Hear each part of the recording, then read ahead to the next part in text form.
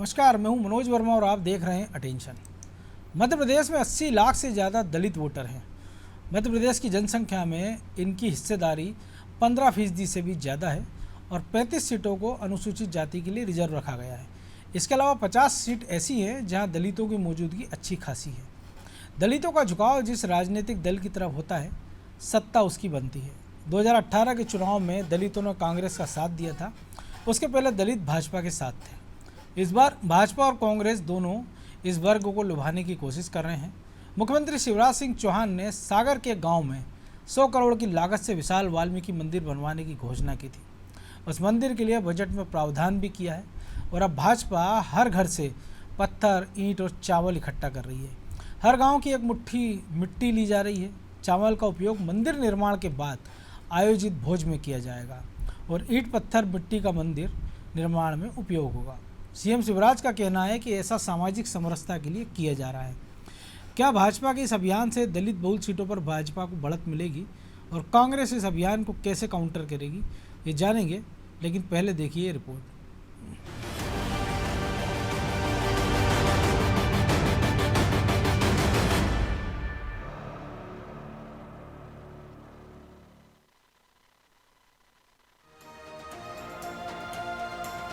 मध्य प्रदेश में दलितों यानी अनुसूचित जाति के लिए रिजर्व 35 सीटों पर भाजपा की नजर है।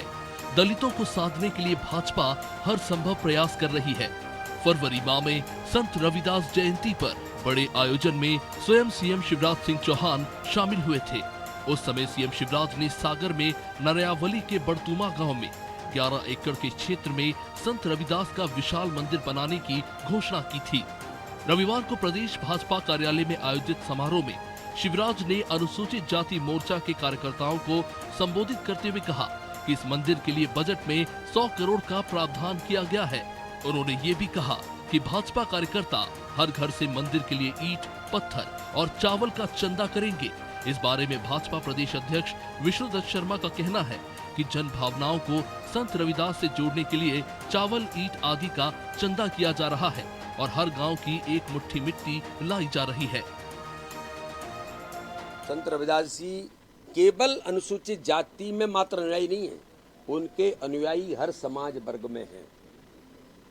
और इसलिए हमने तय किया कि 100 करोड़ की लागत से संत रविदास जी का मंदिर का निर्माण तो होगा ही, लेकिन संत रविदास शिला पूजन करके पूरे मध्य प्रदेश के गांव-गांव के अंदर लोग शिला का पूजन करके एक ईंट मेरी भी लगेगी, एक मुट्ठी चावल खिचड़ी के लिए मैं भी दूंगा और उस गांव की मिट्टी लेकर के एक मुट्ठी मिट्टी लेकर हम संत रविदास जी के मंदिर के निर्माण में लगाएंगे। कांग्रेस प्रवक्ता मिथुन अहिरवार का कहना है कि भाजपा ने दिल्ली में संत रविदास का मंदिर तोड़ दिया। अब ये मंदिर क्या उस अपराध के प्रायश्चित स्वरूप बनाया जा रहा है? जनता पार्टी को तो प्रायश्चित करना चाहिए कि दिल्ली में आपने 800 साल पुराना रविदास मंदिर तोड़ दिया। आप तो ये बताइए, उस मंदिर के ऊपर जब आपने बुलडोजर चला दिया, क्या उसके प्रायश्चित के लिए मंदिर बनाया जा रहा है? और ये प्रायश्चित मोदी सरकार क्यों नहीं कर रही है केंद्र में? वो भारतीय जनता पार्टी जिसने दलितों का लगातार आरक्षण खत्म करने का प्रयास करके प्राइवेटाइजेशन ला दिया, जो SC/ST एक्ट के खिलाफ है, जो दलितों को जाति सूचक गाली जिसके नेता बकते हैं, उस भारतीय जनता पार्टी का दलित समाज से जो डर है कांग्रेस पार्टी को अच्छा लगा, लेकिन इससे इसके पाप नहीं धुलेंगे। बेहतर होगा भारतीय जनता पार्टी इसकी बजाय प्रायश्चित करे। मध्य प्रदेश में दलितों की आबादी अच्छी खासी है। 35 सीट आरक्षित होने के साथ साथ दलितों का प्रभाव लगभग 85 सीटों पर है। पिछले विधानसभा चुनाव में दलित को उप मुख्यमंत्री बनाए जाने का मुद्दा भी उठा था। अब दलित समाज के बीच पूजनीय सबसे बड़े संत रविदास का विशाल मंदिर बनाकर भाजपा दलितों के वोट साधना चाहती है। ब्यूरो रिपोर्ट, अनादि टीवी।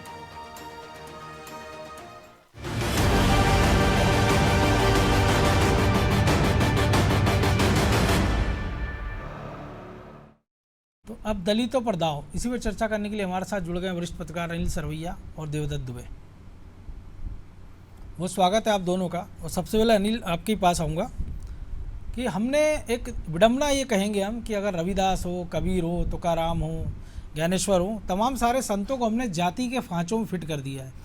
जबकि जो उनकी शिक्षाएं हैं वो केवल हिंदुस्तान नहीं, केवल पूरी मानव जाति के लिए उनकी शिक्षाएं हैं वो लाभप्रद है कि अगर उन पे अगर आप काम कर लें, उन्होंने जो सीख दी है, जो बातें कही हैं, अगर उस पर अमल कर लिया जाए तो सामाजिक समरसता जैसे शब्दकोश से शब्द हट जाएंगे, उसकी ज़रूरत ही नहीं कहने की पढ़ने की पड़ेगी, अपने आप हो जाएगी।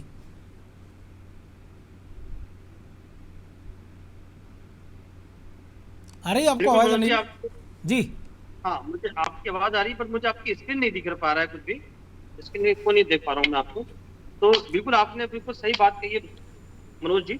जी ये चाहे वो संत रविदास हो, चाहे संत कबीर हो, चाहे संत तुकाराम हो, चाहे घासीदास हो, तो जितने भी ऐसे महापुरुष भारत की धरती पे हुए हैं जिन्होंने तत्कालीन समय में जो भी समाज में स्थितियां थी उनको देखकर अपने हिसाब से उनको सुधारने का प्रयास किया। इन्हें हम समाज सुधारक भी कह सकते हैं, वो समाज सुधारक ही है। वो उन्होंने जब जब जिस समय समाज में कुछ बुराइयां थी, विसंगतियां थी, उनको दूर करने के लिए सभी को एक जो है रास्ता दिखाया।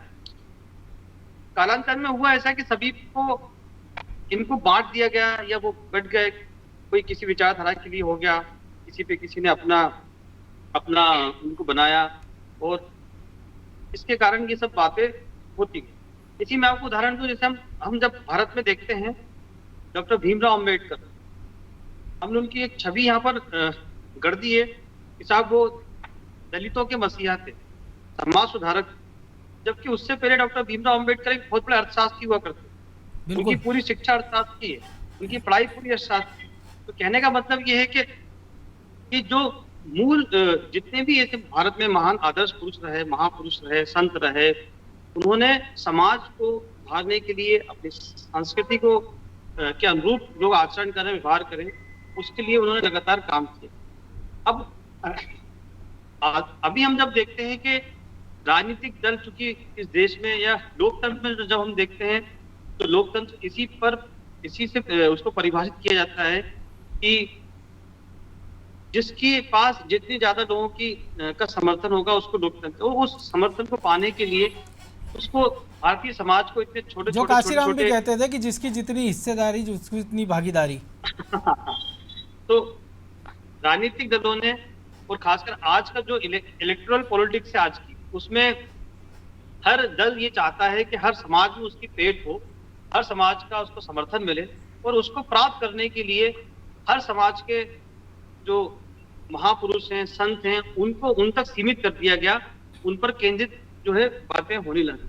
तो ये बात केवल एससी, अनुसूचित जाति और जनजाति के समाज में नहीं है, हर समाज में आप बिल्कुल देख सकते हैं। तो निश्चित तौर पे ये जो महापुरुषों की जो वाणी थी, ये समग्र मानव मात्र के कल्याण के लिए थी, ना कि किसी एक व्यक्ति के लिए थी। अगर उन्होंने कोई अच्छा कहा है तो सभी के लिए कहा है, अगर कोई राह दिखाई है तो उसको सभी के लिए दिखाई है। तो मुझे लगता है कि हम एक अपेक्षा तो ऐसी भारतीय राजनीति से कर ही सकते हैं। हमारे समाज के जो गणमान्य लोग हैं, ये जो इन्फ्लुएंसर जैसे लोग हैं, सभी से अपेक्षा कर सकते हैं कि कम से कम महापुरुषों के जो ज्ञान है, उनका संदेश है, उनकी वाणी है, उसका लाभ सभी को मिले। ऐसा जो सभी को प्रयास करना चाहिए। बिल्कुल दुबे जी, प्रयास तो सबको करना चाहिए। हमने देखा लेकिन एक नया ट्रेंड है कि अगर सरदार वल्लभ भाई की पटेल की मूर्ति बनाते हैं तो हम देश भर के किसानों से उनके लोहे के उपकरण की इकट्ठा करते हैं। एक उनका भावनात्मक अटैचमेंट है उस मूर्ति में, भले वो लगा हो नहीं लगा हो किसी को नहीं पता। मध्य प्रदेश में जो ओंकारेश्वर में शंकराचार्य की मूर्ति बनने वाली है, उसके लिए भी मध्य प्रदेश सरकार की ओर से संग्रहण किया जाता है गाँव-गाँव में। और अब जो संत रविदास जी का भव्य मंदिर बनना है, और चूँकि सागर के आप रहने वाले उसको बेहतर तरीके से समझते हैं, वहाँ की सामाजिक संरचना को भी, कि जिसके लिए एक मुट्ठी चावल है, लोहा है और बाकी चीज़ों का संग्रहण है ईंट का। तो ये कितना मुफीद साबित होगा, खास तौर से जो राजनीतिक विमर्शता बढ़ती जा रही है और जो राजनीतिक दलों की जो है वो टुकड़ों बांटने का प्रयास कर रहे हैं वोट बैंक की राजनीति से लोगों को। देखिए, वाकई में ये देश का क्या कहें दुर्भाग्य कहा जाएगा कि जहां हमें महापुरुषों के विचारों को आत्मसात करना था, वहां हम उनके नाम पे आडंबर और महिमा मंडन करके विश्वास जीतना चाहते हैं। हम महापुरुषों को तो मानते हैं लेकिन उनकी की नहीं मानते कि उन्होंने क्या कहा। जात पात पूछे नहीं कोई, हरि का भजे तो हरि का होई। कबीरदास जी, रहीम, कितने गजब गजब की बातें कही कि यदि आज के राजनीतिक व्यक्ति एक दोहे को भी आत्मसात कर लें, तो मुझे लगता है इन सब करने की चीजों की जरूरत नहीं है।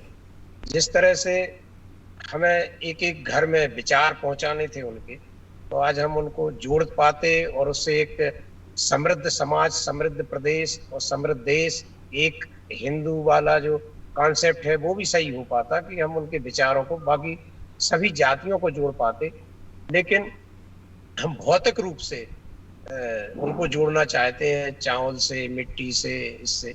ये सब प्रयोग वैसे ही है जैसे राम मंदिर के लिए ईंट घर घर से लाई, शिलादान जिसको नाम दिया गया है। शिलादान। इससे क्या है, सत्ता की सीढ़ी तो तैयार हो सकती है, एक चुनाव 2 चुनाव में इसका फायदा मिल सकता है, लेकिन यदि समग्र जीवन में फायदा चाहिए, लॉन्ग लाइफ में चाहिए, तो उसके लिए तो विचार ही महत्वपूर्ण है। विचारों को आप पहुंचाइए। अब आप खुद ही जब उसको जाति वर्ग में बांटेंगे तो उनसे कैसे अपेक्षा करेंगे कि वो एक देश के लिए काम करें, एक समाज के लिए काम करें। वाकई में आज जो महापुरुष जिन्होंने कभी इस आडंबर में जिनका विश्वास नहीं रहा, जिनके कभी कोई मकान रहने को नहीं रहे, वो हमेशा आश्रमों में, कुलों में, पेड़ के नीचे, झोपड़ियों में जिन्होंने जीवन बिताया, तो उनका कभी सब में जोड़ने में कहीं विश्वास नहीं रहा भौतिक रूप से। उनके नाम पर आप देखेंगे कि ऐसे ऐसे कीर्तिमान रचे जा रहे हैं कि आप उसको विश्व की सबसे बड़ी मूर्ति कहेंगे या इस क्षेत्र का सबसे बड़ा मंदिर कहेंगे। मुझे लगता है वो भी वहां बैठे देख रहे होंगे कि क्या हमने इस दिन के लिए विचार अपने बांटे थे कि आप हमारे विचारों को तो एक तरफ रख दें और हमारे नाम पर ये महिमा मंडित करें। तो क्या होगा इससे? मुझे लगता है स्थायी हल वही है कि हम उनके विचारों को पहुंचाएं, उनको जीवन में आत्मसात करें। आज इस तरह से लगने लगा कि कोई महापुरुष जिसको सब जातियां मानती थी, उसको एक जाति का ठप्पा लग जाता है। बिल्कुल, यही मैंने शुरुआत में इसीलिए ये सवाल किया था। जी जी, ब्राह्मण परशुराम जयंती मनाएंगे तो तिलक लगाएंगे, भगवाधारी परशुराम फरसा लेके चलेंगे। लेकिन परशुराम जी का क्या उद्देश्य था? आप पटेल, कुर्मी समाज कहती सरदार पटेल हमारे हैं, तो उनकी जयंती निकालते, उनपे उस पर वो करते। आप देखें कि कांसीराम मायावती ने अंबेडकर को महिमा मंडित करके और 2-3 बार उत्तर प्रदेश में सरकार बना ली, लेकिन कोई स्थायी भाव नहीं छोड़ पाए। खुद ने तो अपने जन्मदिन पे 1000 के नोट की गड्डियों की माला पहनी, लेकिन वो दलित तो वहीं खड़ा रहा जहां वो लेकिन था। उन्होंने तो अपने जीते जी खुद की मूर्तियां भी लगवा ली। तो अनिल जी, ये तो सामाजिक पहलू बात हुई। अब चूंकि राजनीतिक पहलू बात करें कि जिस क्षेत्र में ये मंदिर बन रहा है, तो मध्य प्रदेश में ज़्यादातर हम देखा कि जातिगत दिक्कतें उतनी नहीं है। अगर मालवा अंचल के कुछ ये ग्वालियर, चंबल और ख़ासतौर से इस बात की बात करें अगर हम बुंदेलखंड की, तो ये जो बीजेपी का उपक्रम है, क्योंकि सरकार ने तो बजट घोषित कर ही दिया है, और जब वो बनने लगेगा तो ऐसा नहीं है कि केवल दलित समाज ही उसके लिए चंदा देगा, हर एक हिंदू उसके लिए चंदा देगा अगर लोगों तक पहुंचेगा। तो हमने राम मंदिर के लिए भी देखा ये सब। तो फिर अगर बीजेपी ये कुछ कर रही है तो ये चुनाव के नज़रिए से कितना जायज़ है, और दूसरा इससे क्या सामाजिक समरसता की दिशा में एक कदम और आगे बढ़ेंगे लोग? देखिए, एक जाति संतुलन आऊँगा दुबे जी आपका ये सवाल अनिल से था मेरा। जी जी हाँ बोलिए अनिल। जी मनोज जी, बिल्कुल आपने जो सवाल किया है कि जो हम सागर संभाग को जो देखते हैं, एक ये जो रविदासीय समाज है, जो पंथ है, तो मानने वालों की काफी बड़ी तादाद है वहां पर, और एक अनुसूचित जाति बाहुल इलाका है पूरा सागर, जो सागर संभाग। और मुझे लगता है कि ये बड़ी रणनीति के तहत सरकार इसमें काम कर रही है, और निश्चित तौर पे जब कुछ चीजें होती हैं तो उनका कोई ना कोई लाभ तो मिलता ही है। कोई भी पार्टी, कोई भी सरकार कोई काम करती है तो उसका दूरगामी सोच यही होती है कि उसका राजनीतिक फायदा उसको मिले। और जहां तक मुझे लगता है कि ये जो पहल सरकार ने की थी, जो मंदिर बनाने का फैसला किया, ये एक बड़ा, एक मास्टर स्ट्रोक तो नहीं कहूंगा, लेकिन हाँ कहीं ना कहीं कुछ ना कुछ फायदा पहुंचाने की एक माध्यम बन सकता है जी। लेकिन इसमें जो बड़ी बात है वो ये देखने की बात है मनोज जी, रविदास जी क्या बोलते थे? रविदास जी का जो सबसे प्यारा एक जो दोहा है, ऐसा चाहूं मैं राज जहां मिले सबहू को अन्न, छोट बड़ो सब सम रहे, रविदास रहे प्रसन्न। जो मुख्यमंत्री शिवराज जी ने भी जिस दिन मंदिर का उद्घाटन की घोषणा की थी 19 फरवरी को इसका जिक्र किया था। ये उनके पूरे जो दृष्टिकोण है, विजन है संत रविदास जी का, ये उसका सार है। तो हमें ये सोचना पड़ेगा कि हम मंदिर बहुत स्वागत योग्य कदम था, वो होना चाहिए था, क्योंकि आस्था जुड़ी है उसमें, करोड़ों उनके अनुयायी हैं, संत हैं, समाज है, तो उसको निश्चित तौर पे इससे एक विशाल मंदिर बन रहा है, भव्य मंदिर बन रहा है, और निश्चित तौर पे उससे उनको प्रसन्नता होगी, क्योंकि पहली बार संत रविदास एक इतने विशाल परिसर में स्थापित होने जा रहे हैं। एक पक्ष इसका ये जी, दूसरा पक्ष इसका ये भी है कि जो मैंने अभी आपको जो उनका एक दोहा बताया, इस बात पर जो जैसे अभी कि देवदत्त दुबे जी बोल रहे थे कि रविदास जी सोच रहे होंगे या हमारे अन्य संत सोच रहे होंगे कि वो जो उन्होंने उनकी वाणी में जो कहा है उसके परिप्रेक्ष्य में हम देखें, छोटे बड़े सब सम रहें, रविदास रहे प्रसन्न। तो रविदास जी की जो अवधारणा थी, जो उनका विचार था कि समाज में कितनी सामाजिक समरसता, समानता, और वो समानता केवल एक चीज में नहीं, भाई प्रधानमंत्री आवास हर ग्रामीण क्षेत्र में बन रहे हैं, सभी के लिए बन रहे हैं, एक बात ये हो गई, सभी को समान अवसर मिले। तो मुझे लगता है कि अभी इस दिशा में सरकारों को ज्यादा काम करने की आवश्यकता है। वही आरक्षण का अगर कोई बात लेकिन जो राजनीतिक दल जो कर रहे हैं, या बीजेपी खासतौर से भी कर रही है, तो उससे लग रहा है कि केवल सामाजिक समरसता भी बढ़ेगी या केवल वोट बैंक को मजबूत करने की दिशा में एक कदम है बीजेपी का। मैंने कहा कि जो राजनीतिक पार्टी होती है उसका विजन, उसका हर काम, उसका हर कदम राजनीतिक लाभ के लिए होता है, इसमें भी ये होगा। लेकिन मैं ये वो कि हर पार्टी को, चाहे वो बीजेपी हो, चाहे कांग्रेस हो, चाहे बहुजन समाज पार्टी हो, चाहे आम आदमी पार्टी मध्य प्रदेश में प्रयास, जो भी पार्टियां हैं, समरसता का एक क्षेत्र नहीं होना चाहिए।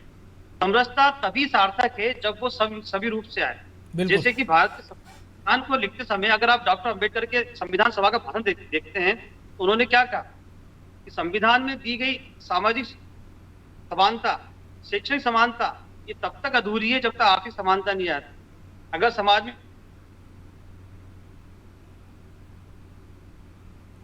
चलिए कुछ तकनीकी दिक्कत है, तो दुबे जी, समानता अपनी जगह है, सामाजिक समरसता होना चाहिए, लेकिन राजनीतिक दल एक तरफ तो खांचों में बांटते हैं कि कभी वो SC/ST का सम्मेलन करते हैं, उन्होंने बाकायदा मोर्चे प्रकोष्ठ बना रखे हैं, ब्राह्मणों का सम्मेलन करते हैं, और अंत में कहते हैं हम तो सामाजिक समरसता की दिशा में काम कर रहे हैं, इसके लिए हम ये आयोजन कर रहे हैं।